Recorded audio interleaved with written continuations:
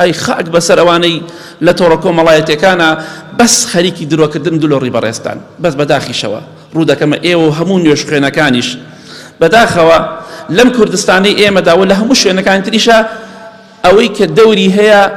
درۆزنەکانن دلۆڕی بەڕێستان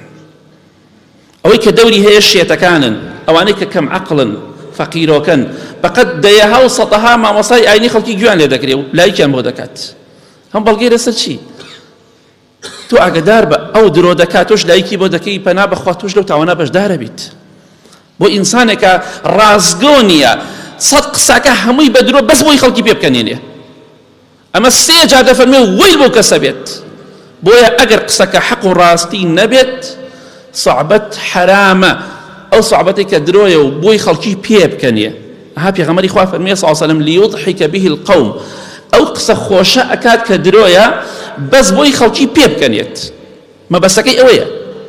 هێشتا ئەفەرمێ سێ جار ئەفەرمێ دۆزەخ بۆ ئەو کەسە بێت